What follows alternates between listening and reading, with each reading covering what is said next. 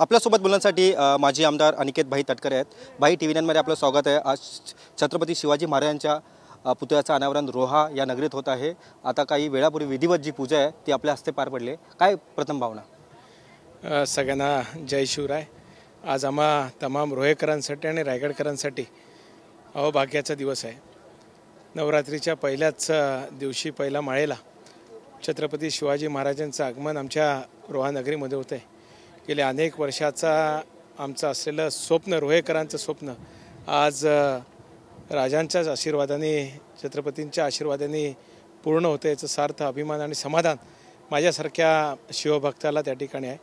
आज सकाळपासूनच विधिवत पूजा अर्चनानी आज दिवसाची सुरुवात झाली आणि मग संध्याकाळी मिरवणूक आणि मग मुख्य कार्यक्रम छत्रपती उदयनराजे भोसले असतील, युवराज संभाजीराजे छत्रपती असतील आणि त्याचबरोबर छत्रपती शिवाजी महाराजांच्या कालखंडामध्ये जे सरदार, त्याचबरोबर त्यांच्या कालखंडामध्ये स्वराज्यासाठी ज्यांनी आपल्या प्राणाची आहुती दिली त्यांचे वंशज असतील, यांच्या उपस्थितीमध्ये मान्य पालकमंत्री उदयजी सामंत असतील, मान्य खासदार तटकरे साहेब असतील, आदित्य असतील आणि तमाम शिवभक्तांच्या उपस्थितीमध्ये अनावरणाचा कार्यक्रम होणार आहे। भाई, या पुतळ्याचं एकंदरीत वैशिष्ट्य काय असणार आहे?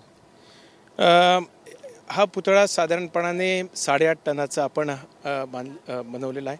पूर्णपणाने ब्रॉन्झच्या धातूने हे आपण बनवलेलं आहे आणि हे बनवत असताना एकंदरीत सध्याची जी काही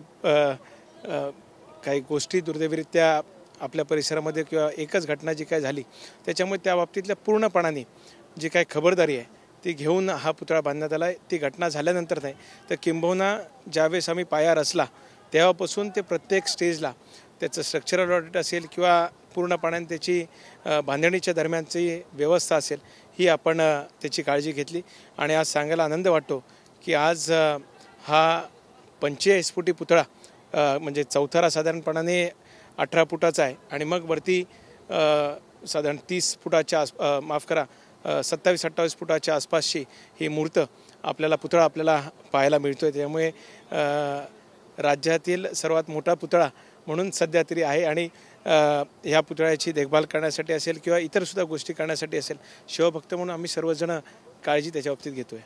सध्या विधानसभेचे वारे वाहू लागले आहेत। अनिकेत भाई तटकरे यांच्या नावाची देखील चर्चा आहे। तर भाई, कुठल्या विधानसभेनं निवडणूक लढण्याचा निर्णय घेतला आहे? तसं पाहायला गेलं तर हा आत्ताचा विषय खरं तर ह्या कार्यक्रमाच्या संदर्भातला नाही, पण पक्ष जो काय निर्णय घेईल त्या बाबतीत जी काय जबाबदारी देईल ती उचलण्याची निश्चितच माझी जबाबदारी असेल। निवडणुकीत राहायचं का नाही राहायचं हा सर्वस्वी अधिकार राष्ट्रीय अध्यक्ष आमचे अजितदादा असतील, प्रदेशाध्यक्ष तटकरे साहेब असतील, प्रफुल्लभाई असतील आणि सर्व मंडळींचं आहे। पण पक्षाचा एक कार्यकर्ता म्हणून, महायुतीचा कार्यकर्ता म्हणून निश्चितच काम करत राहील। धन्यवाद। आपण पाहू शकतो की रोह्यामध्ये सर्वात उंच जो पुतळा आहे छत्रपती शिवाजी महाराज त्याचा आज अनावरण होत आहे। याचा मला देखील आनंद आहे, अशी जी प्रतिक्रिया आहे माजी आमदार अनिकेत भाई तटकरे यांनी व्यक्त केलेली आहे। कॅमेरा पर्सन योगेश सावंतसह मी रवी खरात, TV9 मराठी, रोहा, रायगड।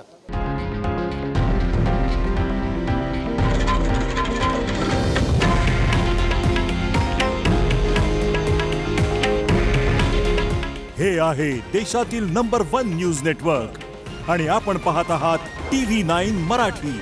काळजी तुमची, हित महाराष्ट्राचं।